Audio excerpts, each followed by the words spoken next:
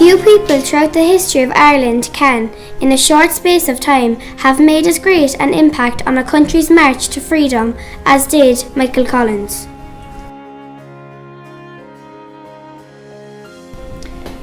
In the short 32 years of his life, he achieved a stature in the mindset of Irish people everywhere, which permeates to this day, even though some people would see a 26-county rather than a 32-county republic as a failure.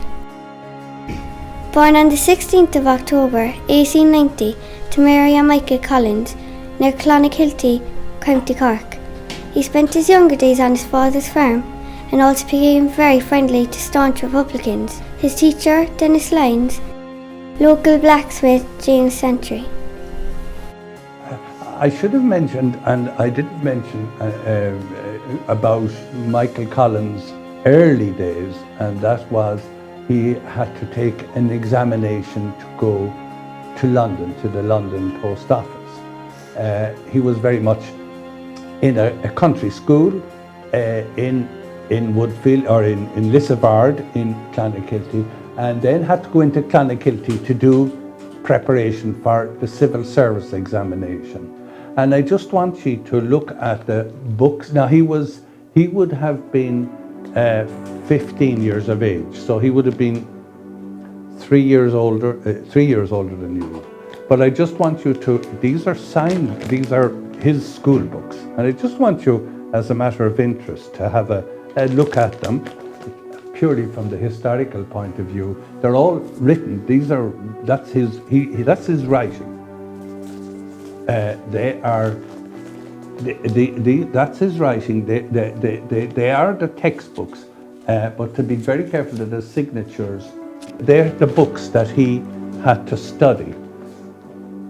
They're the exact ones that he... They're the exact ones. In 1906, Michael went to work for the British Post Office in London, and by 1909 had become a member of the Irish Republican Brotherhood and met many Irish organisations. He had emigrated to London as a young man, and he got involved in what we would call like the Irish Ireland, a kind of community there, people who were separatists who believed in an independent republic. And he joined the Irish Republican Brotherhood there and was very active in the GAA and the Gaelic League. When the Easter Rising was getting ready, he and a lot of those London Irish came back home. One of the reasons they came back home was because there was conscription in Britain, forced military service, and Irish Republicans did not want to serve in the British Army. So a lot of them came back home, and then they happened to be in Dublin when the Easter Rising happened. In 1916, Michael was back in Ireland, where he took part in the 1916 Rising in Dublin. Here he served a minor role in the GPO garrison.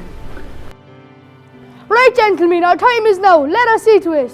Be alert, lads. Stand upright. History is upon us. Public hearing. The Provisional Government of the Irish Republic, to the people of Ireland, Irish men and Irish women, in the name of God and of the dead generations from which he receives her old tradition of nationhood, Ireland, through us, summons her children to her flag and strikes for her freedom. In this supreme hour, the Irish nation must, by its valour and discipline, and by the readiness of its children, to sacrifice themselves for the common good, prove itself worthy of the august destiny to which it is called. Okay, men, get everyone out of here, quickly now.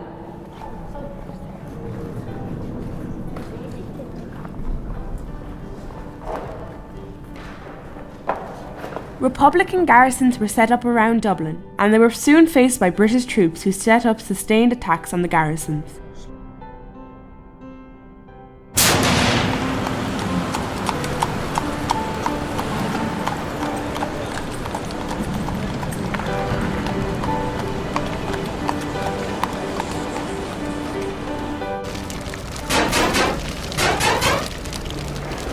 Where does it hurt most, Sarah? My knee. Your knee.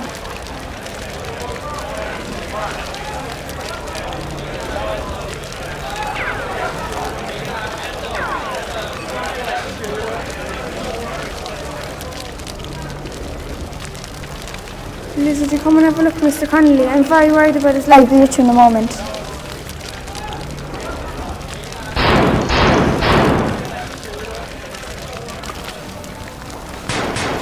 That's turning dangerous. It's getting very dangerous for him. Well, we've no more space. He'll die if we don't do something. I'll see if I can get a doctor in here to look at him.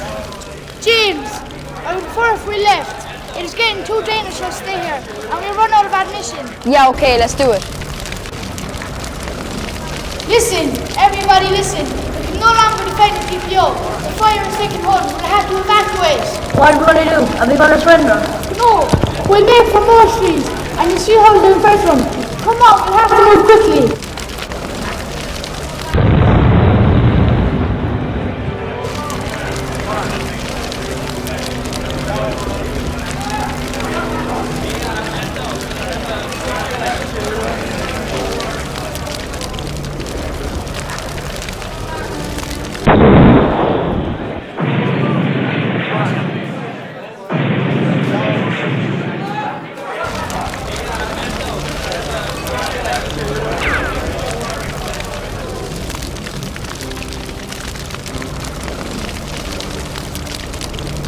When the occupation of the GPO became untenable, the garrison moved out to Moore Street, where they set up their headquarters.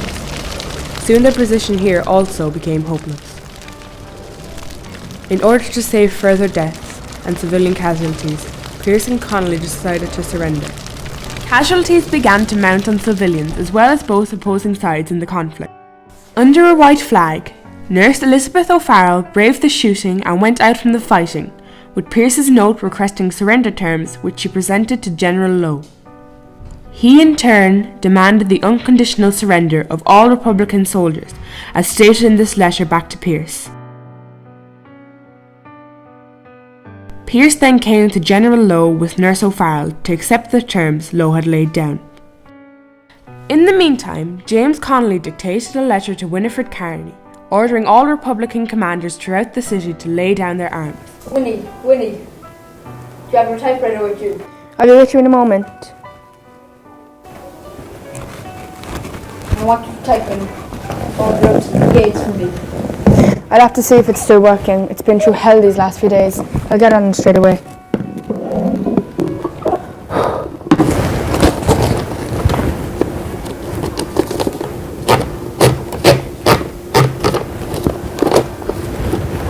To the commanding officers of the brigade.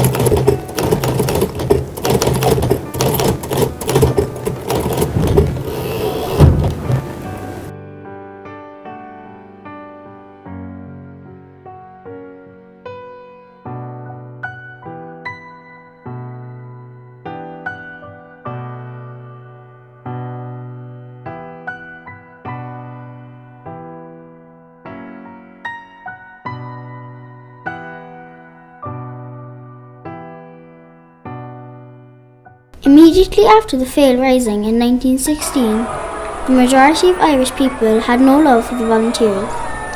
As the arrested men were paraded through Dublin, they were jeered, booed and spat upon by the people of Dublin.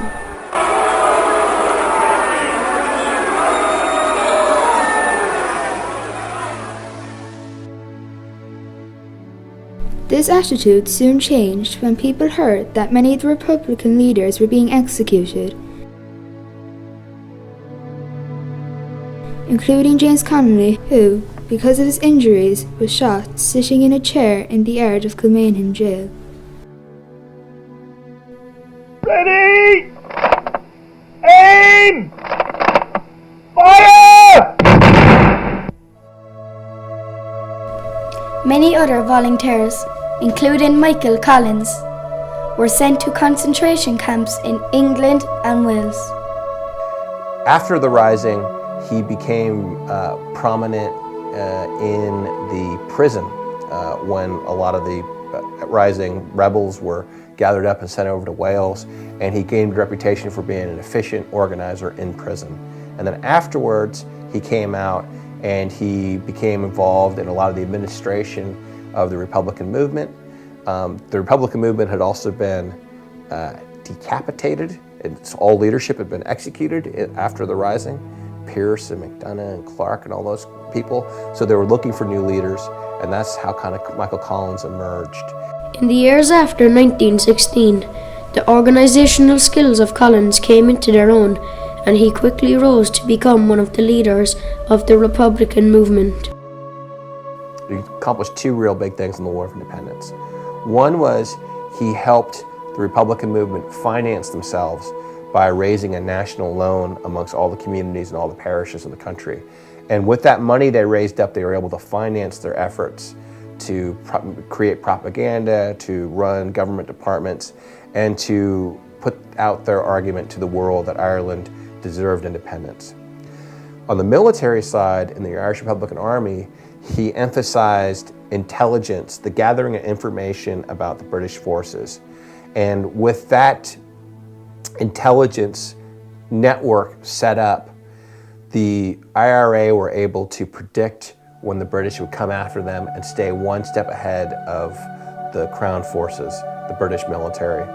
And that was important because the IRA didn't really have many weapons, and they couldn't shoot very much, and if they couldn't fight in the open. So the only way they could stay alive was by stealth, was by being smart.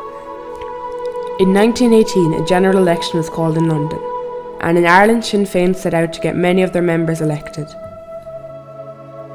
Okay girls, settle down. Let's get this meeting started. We don't have a night.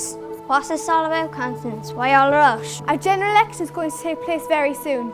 I want to make sure Sinn Féin are well represented during the election. You're right, Constance. We've all have to do our best to make sure our men get elected.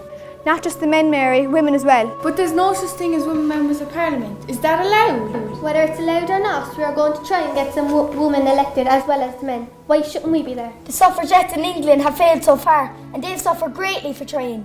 England be damned. This is England. We will be damned what we don't do. Wait a second. Won't the elected members have to swear an oath of allegiance to the Crown? If I'm put forward for election and I'm elected, I'll swear no oath to the Crown. And you can take that as gospel, believe me. At this election, Countess Markievicz, standing for Sinn Féin, became the first woman to be elected to the House of Commons, and Sinn Féin won 73 out of 105 seats. They refused to take their seats in the House of Commons, setting up their own parliament in Ireland, which they called Dáil Éireann. This was declared illegal by the British. This is a picture taken of that first Dáil Éireann, without Countess Markievicz, as she was in Holloway prison. Over the next few years, the hit-and-run tactics employed by Collins frustrated the British to the point of exasperation. The Black and Tans and the auxiliaries were brought in on March 1920 to supplement the regular British Army and the RIC. These were mostly men who had fought in the First World War and were under the command of Sir Henry Hugh Tudor. These Crown forces became infamous for their brutality, not alone towards the IRA, but also towards an innocent civilian population, who sometimes suffered greatly at their hands. Tit-for-tat atrocities were carried out by both sides in the conflict during the War for Independence, with both sides inflicting casualties on the other. During these troubled times, Collins did find time to forge many strong friendships, among them Harry Boland and Kitty Kiernan.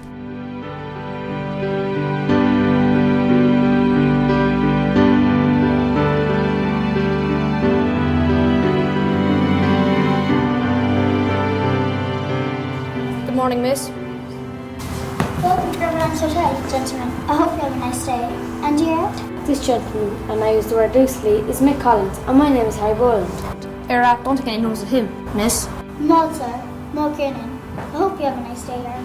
Well, I'm sure everything will be fine here, miss. Now, if you follow me, I'll show you to your rooms.